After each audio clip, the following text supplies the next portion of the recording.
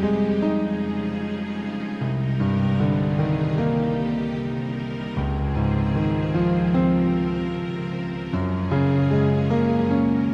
guys, Resident Lynx here, and this is my Child's Play 2 review. I know it's been a little bit, and I apologize for that. I have a hard time speaking.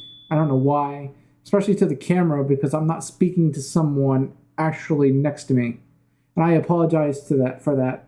But I also stumble over my words, as you can see, and I'm trying to be a better YouTuber, and I apologize for that. But today we're going to be doing the Child's Play 2 review. I got so many views on my last video that I have to make another one. I made like 400 something views on the last video.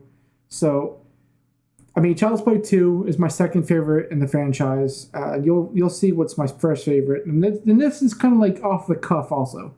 Also, please subscribe and leave a like and press the bell icon. And also, leave a comment down below. Who's your favorite character in Chucky? Mine's Chucky, obviously. I mean, people can have different characters. Glenn, Glenda, Jennifer Tilly. But today we're going to be talking about Child's Play 2. So I have I have something to go off on my screen. So it's nothing like, oh no, I don't know what to say kind of like thing. But so this movie was directed by John LaFia and written by Don Mancini. So from the last movie, Chucky is burnt to death and everything shot and everything, and I mean he's just bad. He's just you can't recognize him. Oh, what I'm gonna do in this review is I'm gonna go from likes and dislikes, and mixed aspects. So the very first one is the likes. So I like how they open up with Chucky being burnt, but what doesn't make any sense to me is that why would they use the same doll from the murders? You know what I mean? I mean, I like that, they use the same doll, but at the same time, it's kind of like mixed on me. But it's not a mixed aspect from later on, but it's just kind of weird. But I do like that, the people the factory workers end up like working on him. You can see that, they're putting new things in his mouth and he looks like you're gonna freshly do him. You know what I mean? Freshly clean him up. So this movie also feels more 90s. I know that the last movie was made in probably 87, but came out in 88. I know this movie was probably made like a year before. I know this movie was probably made a year before 1990, but it came out in 1990. I mean, yeah, it does feel more 90s, even though it really wasn't made in the 90s. If you know what I'm talking about, it was released in the 90s. Doesn't mean it was made in the 90s. Chucky, it looks really good in this movie. I like the way he looks. He looks better in this movie than he does in the last one. I know they probably had more of a budget in Child's Play 2 than they did in the first one. The way his mouth moves and everything like that. I'm kind of jumping ahead of myself because I do have that later on in my notes, but I do like the way that Chucky looks in this movie. But it's not my favorite look in the franchise. You'll see later on what my favorite look in the franchise is. And this isn't my favorite movie, by the way. It's actually my second favorite. If you guys looked at my ranking, I ranked all the Chucky movies from a tier list point. So check that video also. So yeah, in this movie, you know how in the last one, in Child's Play 1, Karen looks at the doll in the back and sees that there's no batteries?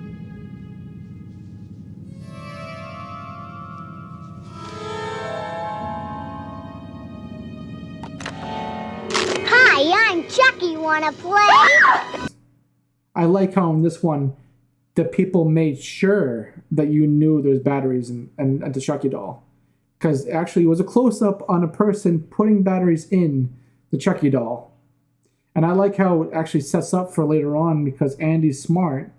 And so he's like, maybe this Chucky doll, maybe this good guy doll doesn't have batteries. But he ended up having batteries. And I like how I like how Andy is smart. And I think that was a pretty cool little spin on it. So yeah, the Chucky. We're gonna go through all the kills also. So the first kill in the Child's Play 2 movie is one of the factory workers. He's putting Chucky's eyes in with this crane thing. I don't know what the hell it is. What's wrong? I don't know, it's stuck. They'll have this worked out.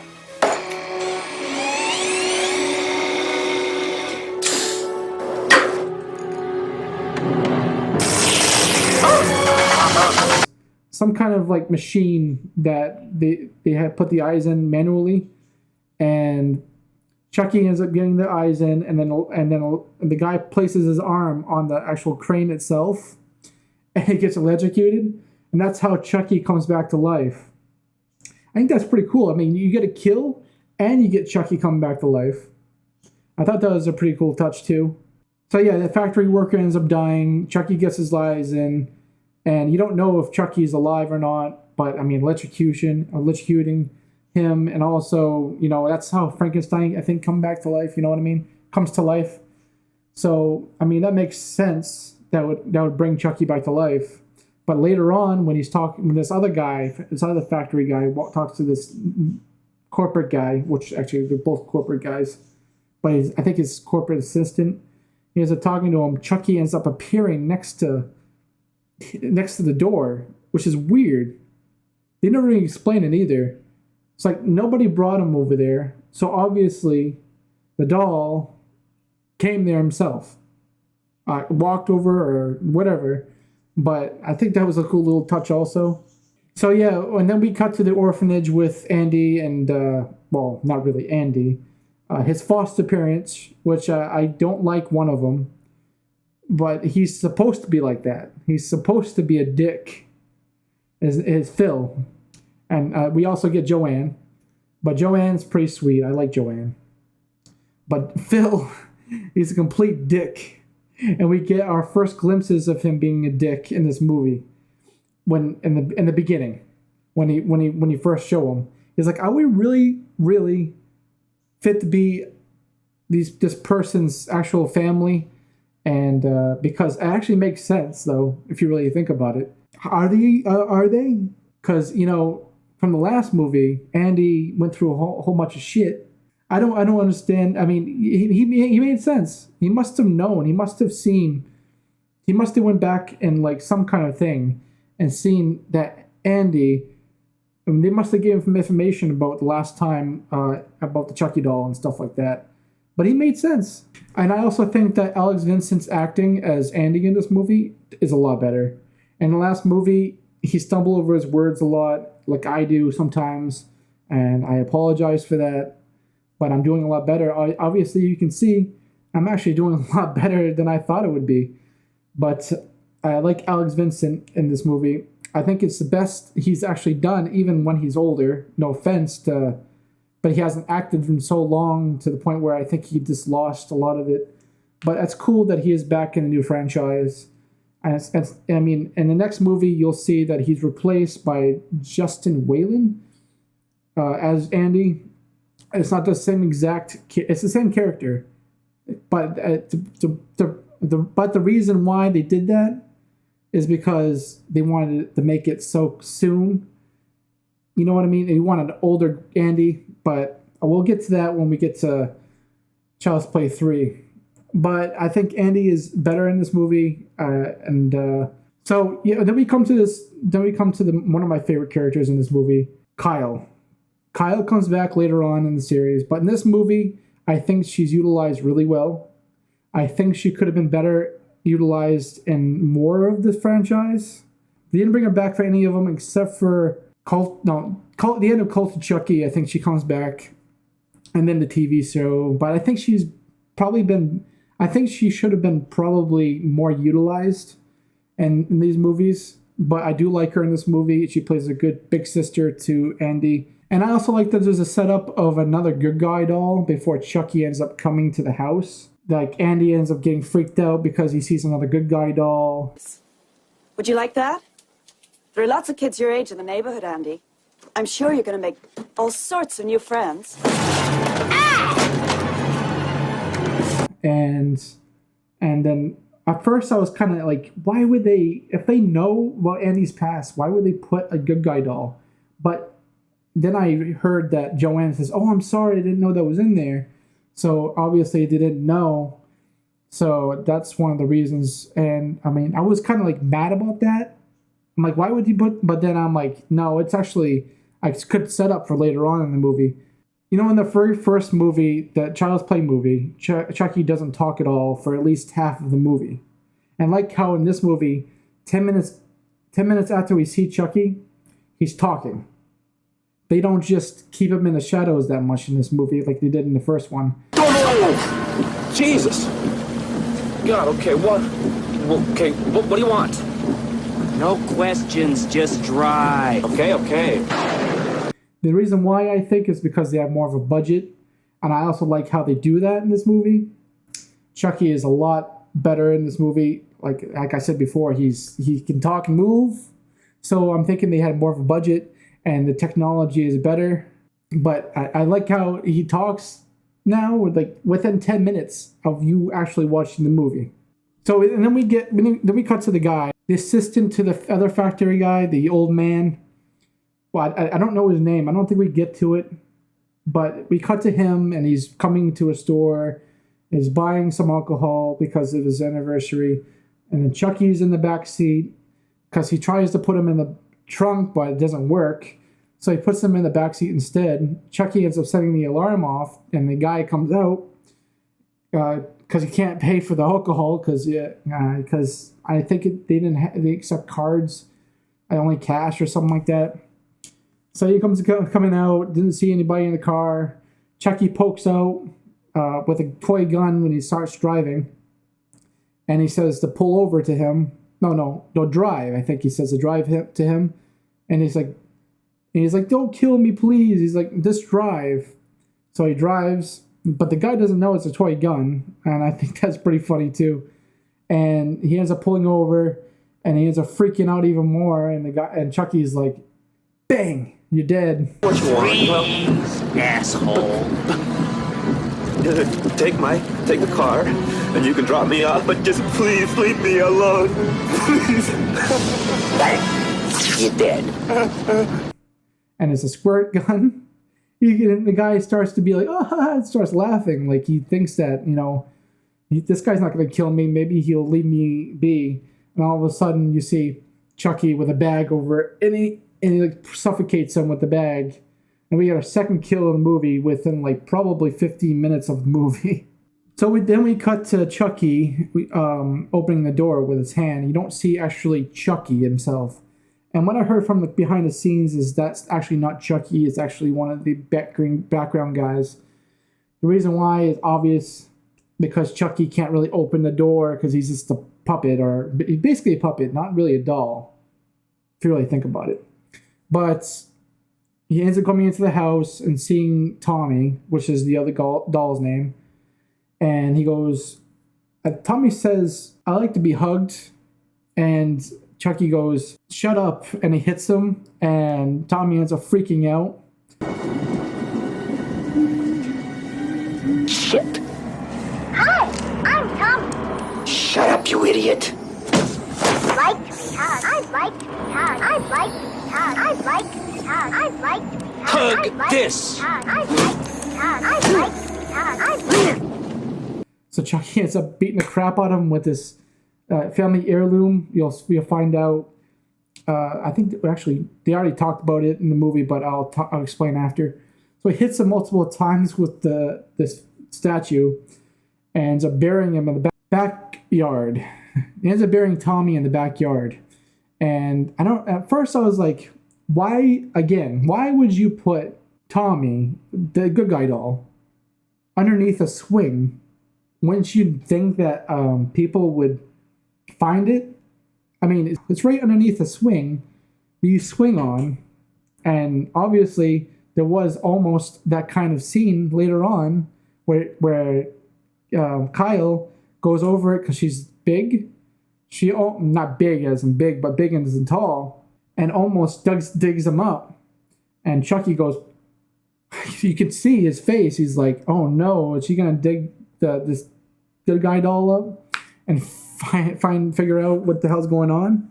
But that never happens. But I mean, why couldn't Chucky? Well, it does happen, but later on. But why can't Chucky just bury the good guy doll like way further out? There's a forest nearby, isn't there? There's a backyard. You know, I understand the ground's already dug up a little bit and already like been over multiple times. That's why it's like gravel, not gravel, but you know what I mean, sand. Like, so I understand why he did it in a way, but in some ways, why couldn't you just bury the good guy doll somewhere else? And after he buries Tommy, or right before he's burying Tommy, or around like the middle, he goes, "Eat dirt, Tommy."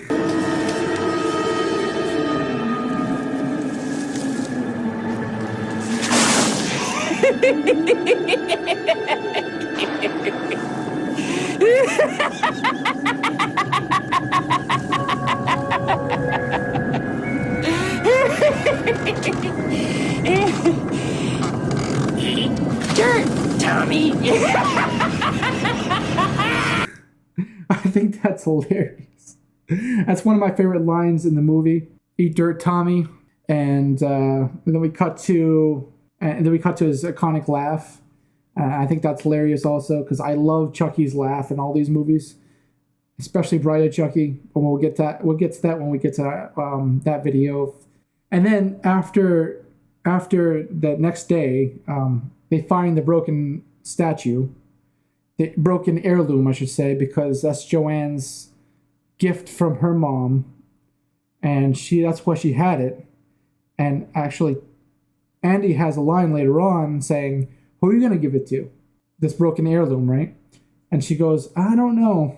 She didn't say anything, actually, I don't think. She's like, I know she likes Andy. I know she's actually backed up Andy a lot in this movie. So doesn't Kyle. But I know, obviously, Phil doesn't like him. But, you know, it's another story. They get blamed for the broken heirloom. And obviously, none of them did it. Neither one of them. But obviously, Phil doesn't care because he thinks that one of them did. And who else did, basically? And he probably blamed Andy for it. Oh, yeah, and then another scene comes up when Andy ends up liking the good guy doll again. I mean, well, not really liking it, but trying to show that he's changed and he's not as, like, you know, scarred from what happened in the past.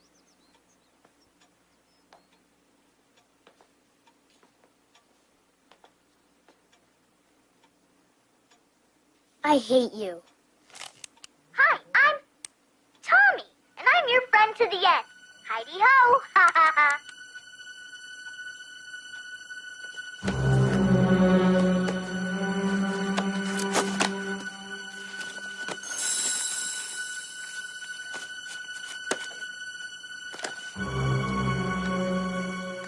Even though they really should have gotten rid of the doll, knowing Andy's past. But hey, who am I to judge? But he sees the doll, and because before that scene, Phil ends up talking about Andy and not, you know, the way he's acting, and he always talks about Andy behind his back, which is another thing that bugs me. But after Andy comes into the room and sees Chucky, Chucky goes, Andy says, "I hate you" or something. I can't remember. I think Andy says that. But Chucky goes, "Hi, my name is," and then he has to go look like this. And he goes, "Tommy." I think that's pretty funny too because he has to think about it. He goes, "Oh no." Oh, and then remembered. Because, I think that's pretty cool too. That's a nice little touch. Then we cut to the night. Then we cut to the swings when Kyle's digging up Chucky. And I already talked about that. Andy almost forgets Chucky because it's food time. It's time for food. And, once you run, I would be... I love food. But I've lost so much weight that... I have a Chucky right there, actually. Maybe it should be in one of my reviews later on. But we cut to that. And he almost forgets Chucky, because it's really Chucky. But he doesn't really care for the doll. The reason why he's doing it, I think, is because Phil... He's trying to make Phil look like... trying to make Phil like, maybe he's changed, you know. And Kyle says, "Don't forget Tommy," and he goes, "Okay." So he grabs Tommy, and then we cut to the next scene, which is cuts to night, and Andy's waking up at night, and he's like, he has a sock in his mouth, he's tied to the bed, and you see Chucky on top of him, and I like that. I like the scene itself, and we get our first chance of the movie. Chucky trying to get his soul into Chucky and trying to get his soul into Andy.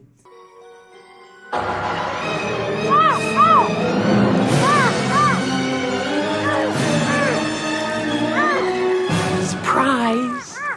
Did you miss me, Andy? I sure missed you. I told you. We were gonna be friends to the end. And now it's time to play. I got a new game, sport.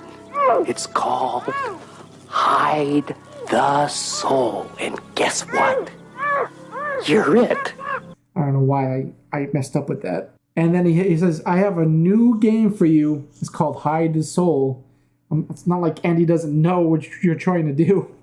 Then after Andy is still tied up in bed and Chucky's on top of him trying to do the chant, Kyle saves him basically, because Kyle comes back to the house, and the foster parents end up waking up, and they end up.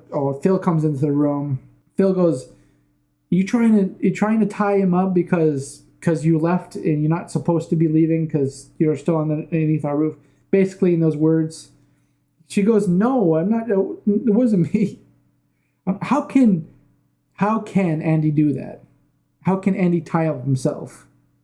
So Andy gets untied and he runs out to Phil because Phil has Chucky, and he goes, "Kill him! You have to kill him!" And Phil, again, being a prick like usual, "This doll isn't real. Shut up!" And I didn't say shut up, but this doll isn't real. He's like, "I'm gonna throw it." So he throws it down the basement, and Chucky ends up shutting the door. Not Chucky. Phil ends up shutting the door. Chucky ends up getting up, and this is how we find out that Chucky's turning human instead of the last movie, where after a while he just turns more human with a unibrow. You know, he looks more human-like. He's starting to recede his hairline. But in this one, the way they show it is the blood coming out of his nose.